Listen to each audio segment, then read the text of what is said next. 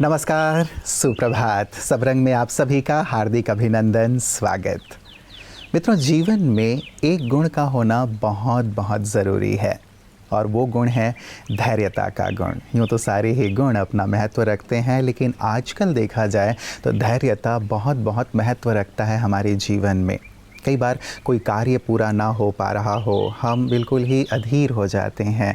धैर्यता ज़रूरी है। किसी ने कुछ कह दिया भला बुरा, धैर्यता की आवश्यकता है। छोटी मोटी बातें हो जाती हैं, हम उत्तेजित हो जाते हैं, आवेश में आ जाते हैं, क्रोध में आ जाते हैं और कुछ भी गलत कर जाते हैं। वहाँ भी यदि धैर्यता धर ली जाए तो बड़ी से बड़ी बात भी सहज हो जाती है, सरल हो जाती है। कहा जाता है धैर्यता का एक पल हमें दुखों के हज़ारों पलों से मुक्त कर देता है, बचा लेता है।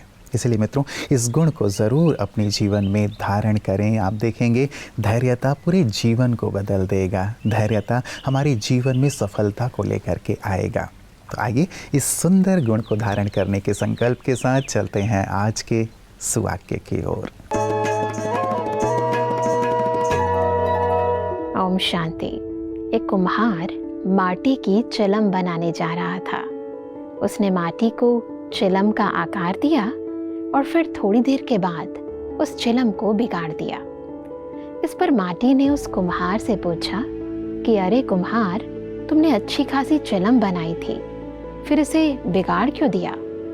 इस पर कुम्हार ने कहा कि मैंने पहले सोचा कि मैं चिलम बनाऊं, परंतु फिर मैंने निर्णय लिया कि नहीं, मैं इससे सुराही बनाऊंगा। इस पर माटी ने जवाब दिया कि हे कुम्हार, मुझे बहुत खुशी है कि तूने बहुत सही निर्णय लिया, क्योंकि तेरा तो सिर्फ निर्णय बदला, परंतु मेरी तो जिंदगी ही बदल गई। क्योंकि यदि मैं चिलम बनती तो खुद भी जलती, दूसरों को भी जलाती। अब मैं सुराही बनूंगी, खुद भी शीतल रहूंगी और दूसरों में भी शीतलता बांटूंगी। इसी प्रकार हमारे जीवन का भी हमें हर निर्णय सोच समझ कर लेना चाहिए, क्योंकि हमारा हर निर्णय हमारे खुशी और गम का आधार है। हमारा एक निर्णय हमें भी खुशी देता है और हमारे द्वारा दूसरों में भी खुशियां बांटता है। ओम शांति। मित्रों, हम सभी जानते हैं कि क्षमा कर देने वाला सज़ा देने वाले से कहीं ज़्यादा बड़ा होता है। कई बार किसी बात को लंबे समय तक हम अपने मन में रखते हैं, नफ़रत करने लगते हैं, घृणा करने लगते हैं, मन मुटाव रखते हैं, किसी से बात नहीं करते। क्या इससे कोई फ़ायदा होने वाला है? सच पूछिए तो इससे कोई फ़ायदा नहीं होने वाला है। सामने वाले को नुकसान हो या ना हो, लेकिन हमें स्वयं ही नुकसान हो रहा होता है इन नकारात्मक भावनाओं के कारण, इस नफ़रत और घृणा के कारण। हम स्वयं ही अपने मन और तन को बीमार कर रहे होते हैं। इसीलिए क्यों ना मित्रों, क्षमा करके हम अपने जीवन में आगे बढ़ें। जीवन में बहुत कुछ पाना है, बहुत कुछ करना है। किसी एक बात को यदि मन में बिठा कर रख लेते हैं तो वो तन मन दोनों को बीमार कर रहा होता है, हमें आगे नहीं बढ़ने देता। तो आपका तन और मन दोनों ही स्वस्थ रहें। क्षमा करते हुए आप जीवन में आगे बढ़ें। इन्हीं मंगल कामनाओं के साथ आइए हम भी आगे बढ़ते हैं आपकी सेहत आपके हाथ की ओर। ओम शांति। पिछले एपिसोड में हमने समझा था प्री वर्कआउट यानी कि एक्सरसाइज करने के पहले हमें किस तरह का फूड या डाइट लेना चाहिए। आज हम समझेंगे एक्सरसाइज करने के बाद में यानी कि पोस्ट वर्कआउट मील हमारा क्या होना चाहिए। तो जनरली ये देखा गया है कि एक्सरसाइज करने के बाद लोग डायरेक्टली सुबह के वक्त स्पेशली जो एक्सरसाइज करते हैं, घर आके फिर वापस कुछ अपना नाश्ता करके निकल जाते हैं। पर कुछ बातों का ध्यान रखना बहुत ज़रूरी है, क्योंकि एक्सरसाइज के बाद हमें हाई प्रोटीन डाइट लेना पड़ता है। वो इसलिए कि मसल फाइबर टूटने लगती है और उसे जोड़ने के लिए हाई प्रोटीन डाइट की ज़रूरत होती है। तो हाई प्रोटीन डाइट में हम क्या लें? नाश्ता तो आप ले रहे हैं वो लीजिए, पर उसके पहले कुछ चीज़ें हम ऐसी भी लें जिससे हमारी बॉडी को एक्स्ट्रा प्रोटीन मिले। तो आप एक प्रोटीन पाउडर घर पे ही बना सकते हैं। आपको कोई बाज़ार से ख़रीदने की ज़रूरत नहीं है, तो आप आराम से इसे घर पे बना सकते हैं। उसके लिए हमें बस 2-3 इंग्रेडिएंट्स की ज़रूरत है। उसमें नंबर 1 है फूल मखाना, सेकंड है सनफ्लावर सीड्स, थर्ड है फ्लैक्स सीड्स और चौथा है पीनट्स। ये 4 चीज़ें, और इनकी क्वांटिटी कैसी होगी कि फूल मखाना अगर आप 1 कप लेते हैं तो पीनट्स यानी कि सेंगदाना आधा कप, और सनफ्लावर सीड्स और फ्लैक्स सीड्स 2-2 चम्मच। इसको अलग अलग से आप रोस्ट करके इसका पाउडर बना लें। इस पाउडर को आप स्टोर करके रखें। अब जब एक्सरसाइज करके आप आते हैं तो ये पाउडर 2 बड़े चम्मच आप लेना, उसमें थोड़े से भिगे हुए बादाम यानी कि आमंड्स और 1 केला और पानी डाल के अच्छी तरह से इसकी स्मूदी बना लेना। तो ये हाई प्रोटीन है। सेकेंड, आप छेना ले सकते हैं। दूध को फाड़ के जो छेना बनता है उस पानी को फेंकिएगा नहीं, वो पानी भी पीना है। इस छेने में आप थोड़ी सी खड़ी शक्कर मिला के आप खा सकते हैं, और जिन्हें मीठा नहीं खाना है तो वो मसाला छेना बना सकते हैं। दूध उबलते वक्त उसमें थोड़ा सा जीरा पाउडर, काली मिर्च की पाउडर डाल के आप फिर नींबू निचोड़ लें, और जब दूध फट जाएगा तो इसे अलग करके उस वे वाटर को भी आप पीना। तो ये सारी चीज़ें अगर आप लेते हैं तो ये बहुत हाई प्रोटीन रिच होता है ये।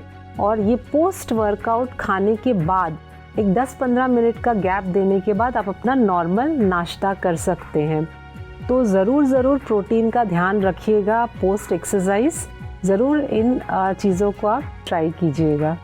Thank you. ओम शांति।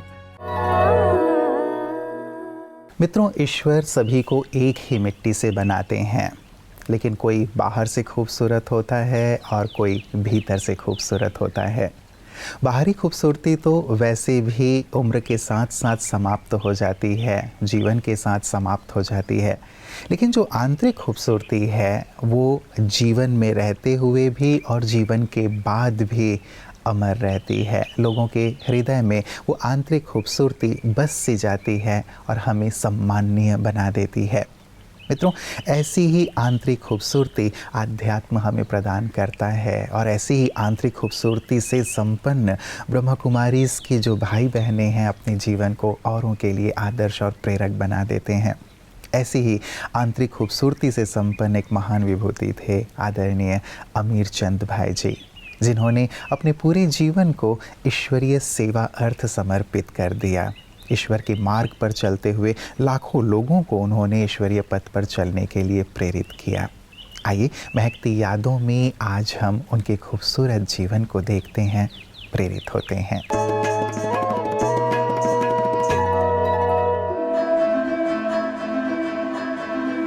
ईश्वरीय महायज्ञ के भारतवर्ष में आने के बाद जिन विशेष रत्नों का और महारथियों का पदार्पण हुआ, उनमें विशेष रत्न रहे आदरणीय राजयोगी बीके अमीरचंद भाई जी।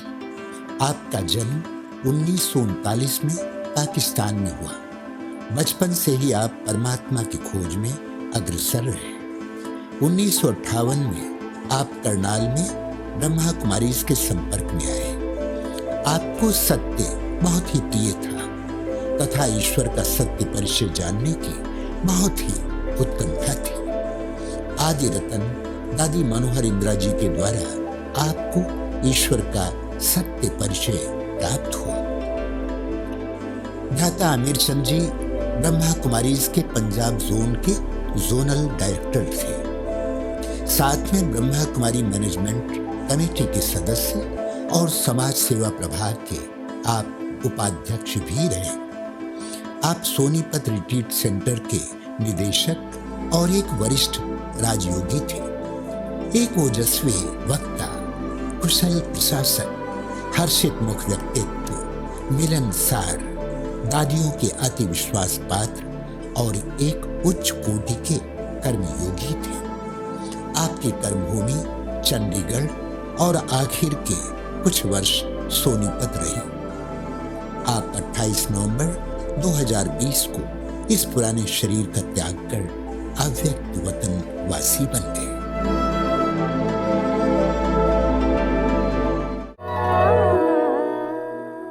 मित्रों, कहते हैं स्वभाव भी इंसान की कमाई हुई सबसे बड़ी दौलत है। चाहे कितने भी आप दूर रहें, लेकिन यदि आपका स्वभाव सुंदर है तो आप लोगों की यादों में आ ही जाते हैं। लोग दूर बैठे भी आपको याद करते हैं, आपसे प्रेरित होते हैं। तो मित्रों, स्थूल धन तो हम कमाते ही हैं, क्यों ना अच्छे स्वभाव रूपी दौलत को भी हम अवश्य कमाएं, ताकि हम लोगों के जीवन में उनकी यादों में बसे रहें, उन्हें प्रेरित करते रहें। कितना अच्छा हो कि जब भी लोग मुझे याद करें तो मुझसे कोई ना कोई खुशबू उन्हें प्राप्त हो, कोई ना कोई गुण उन्हें प्राप्त हो, कोई ना कोई मधुर स्मृति उनके जेहन में उभर आए। इससे अच्छा जीवन और क्या हो सकता है। तो क्यों ना हम अच्छे स्वभाव रूपी संपत्ति से भी स्वयं को संपन्न बनाते चलें। तो आइए इसी प्रेरक बात के साथ आगे बढ़ते हैं पीस न्यूज़ हाइलाइट्स की ओर। राइस कैंपेन के तहत भोपाल के ब्रह्मा कुमारीज कोलार सेवा केंद्र द्वारा शिक्षा सेवा प्रभाग के अंतर्गत भिन्न भिन्न संस्थानों में अनेक कार्यक्रम आयोजित किए गए, जिसमें मुख्य वक्ता के रूप में प्रोफेसर ईवी गिरीश भाई रहे।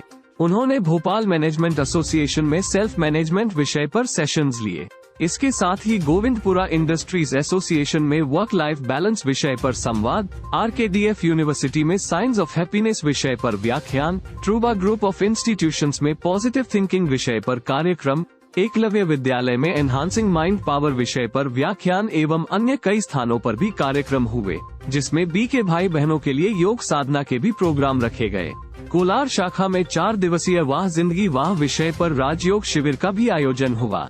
कोलार शाखा प्रभारी ब्रह्मा कुमारी किरण बहन ने इस कार्यक्रम का नेतृत्व किया। इस पूरे कैंपेन में लगभग 2000 लोगों ने लाभ लिया। इन सभी कार्यक्रमों के अंतिम क्षणों में संस्था द्वारा ईश्वरीय सौगात भी भेंट दी गई।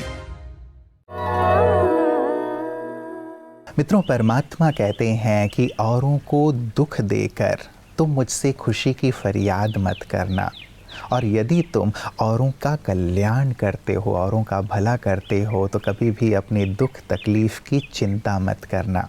बहुत ही दिल को छू लेने वाली बात है। सचमुच यदि हम ईश्वर पिता जो सृष्टि के नियंता हैं, रचता हैं, उनकी रचना अर्थात सभी मनुष्यों को, जीव जंतुओं को उनकी भलाई करते हैं, उनके लिए कल्याण की भावना रखते हैं, उन्हें सुख देते हैं, तो जैसे हम ईश्वर का ही कार्य कर रहे होते हैं।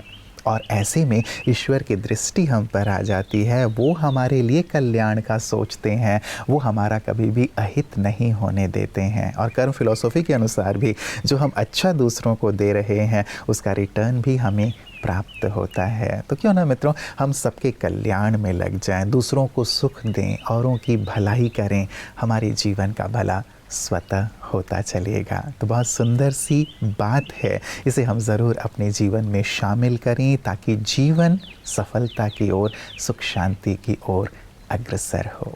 अपना ख्याल रखिएगा। कल पुनः इसी वक्त आप सबसे मुलाकात होगी। नमस्कार। ओम शांति।